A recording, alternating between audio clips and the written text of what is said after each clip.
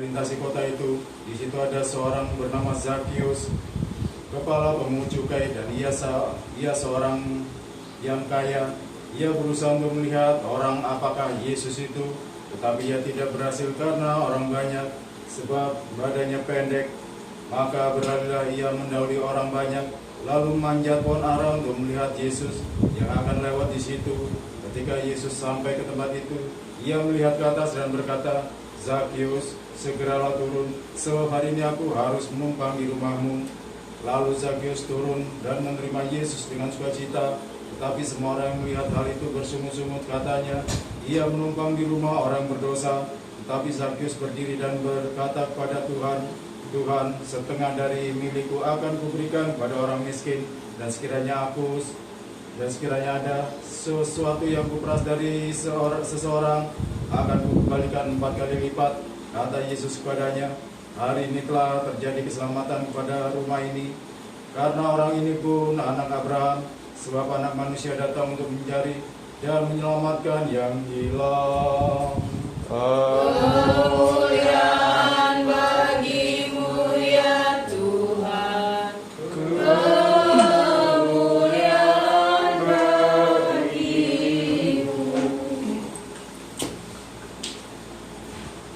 Saudara-saudara kasih di dalam nama Tuhan Yesus Kristus, Salam Aleichem Bishem Hamashiach.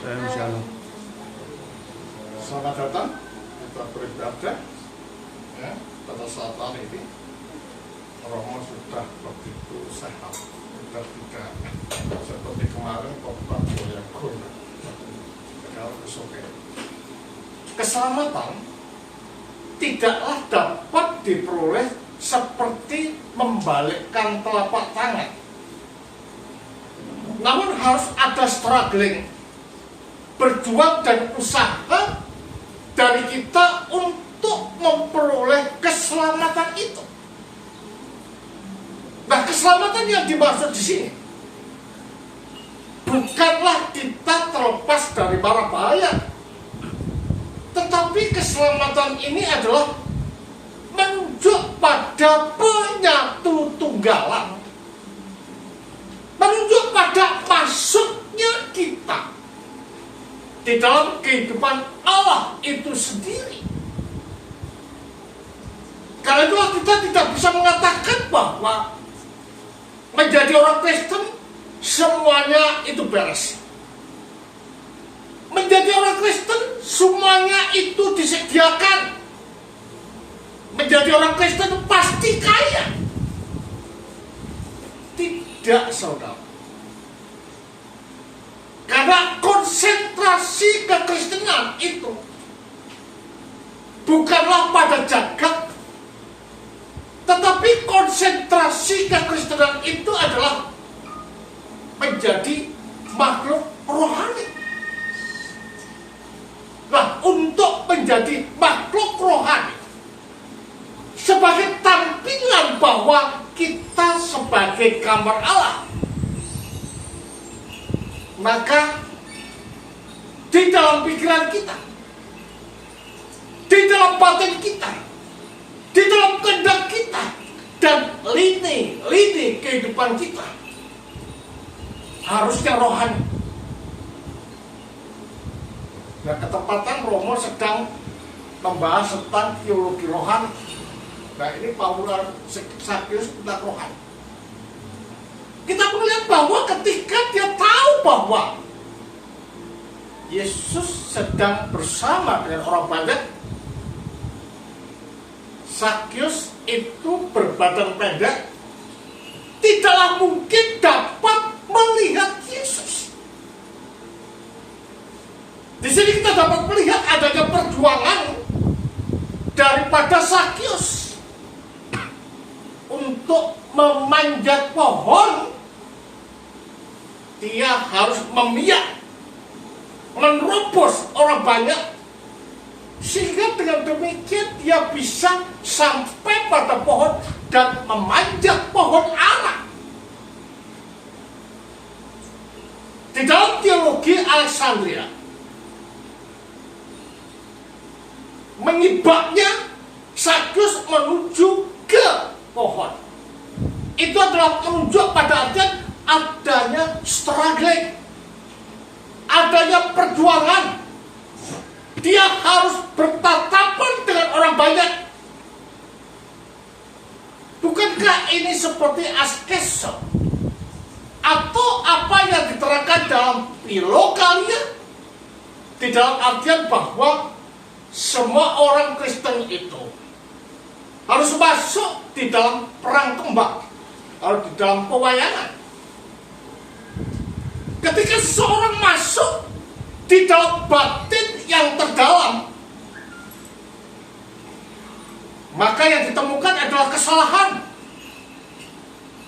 maka yang ditemukan adalah pelanggaran, maka yang ditemukan adalah kejahatan, maka yang ditemukan adalah perbuatan-perbuatan yang menyimpang dari Allah.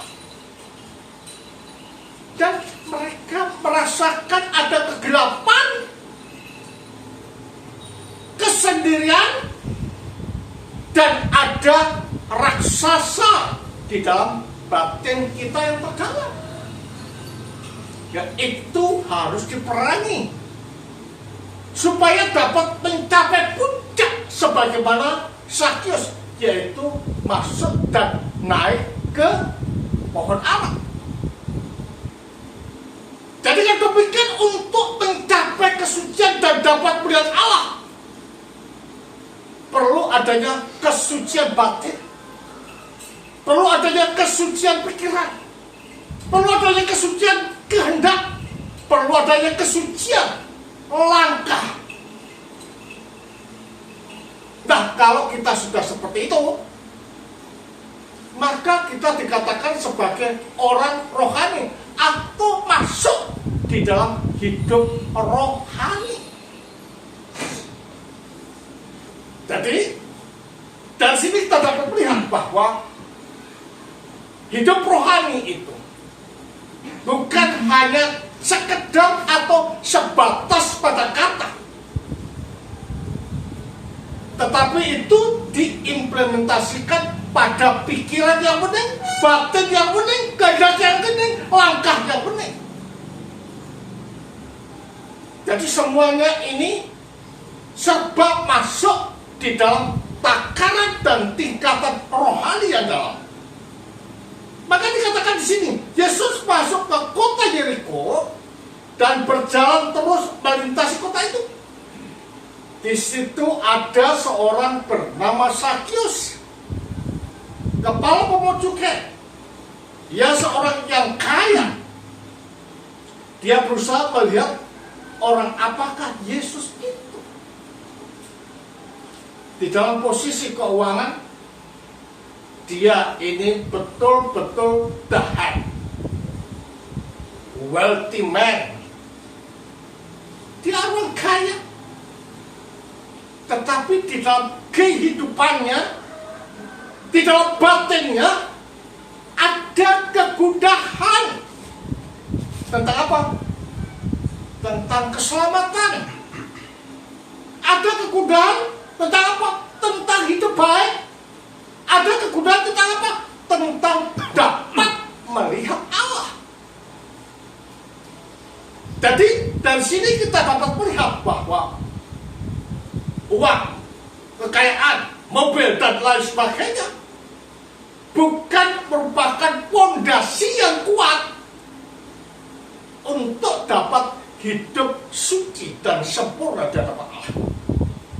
Tetapi ada perang kembang yang harus kita lakukan di dalam batin kita yang terdalam.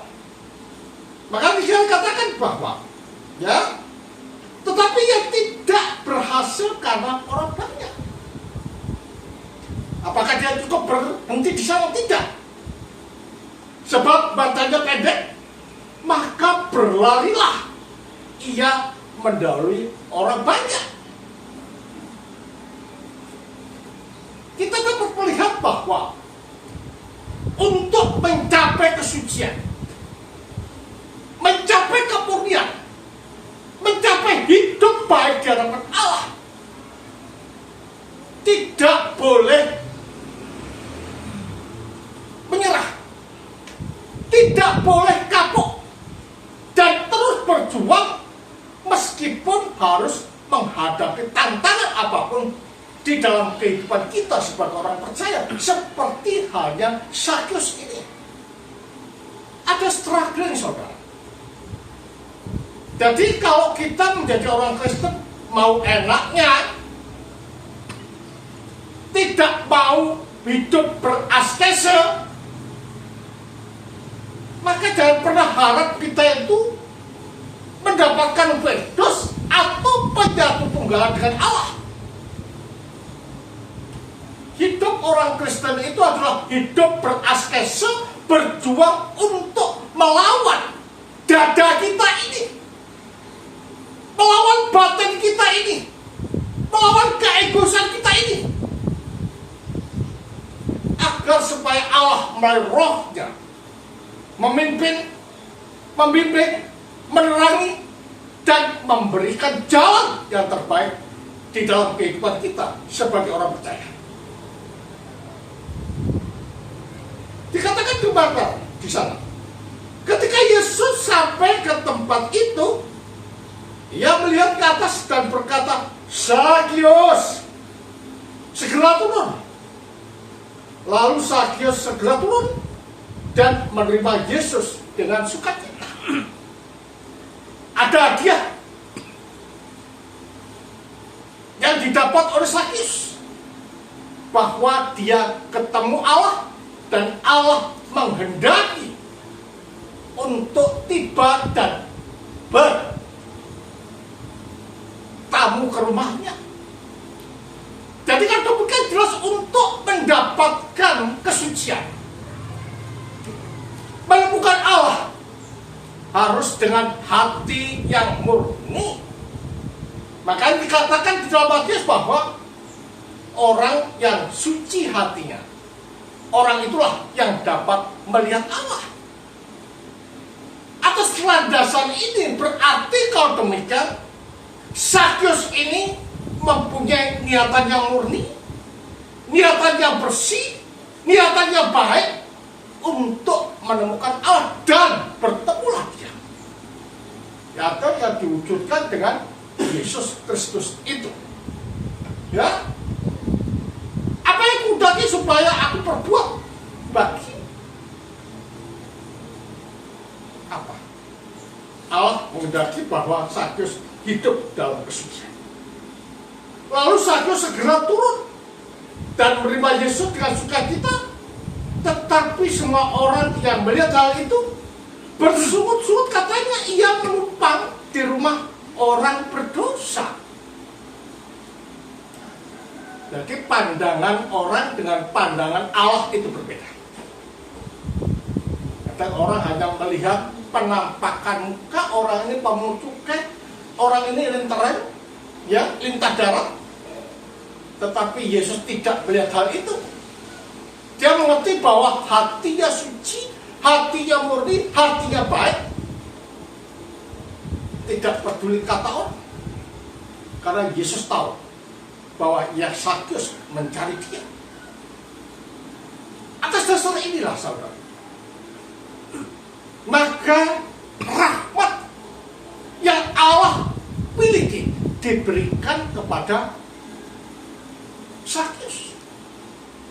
Demikian juga Paulus ketika melihat anaknya Timotius,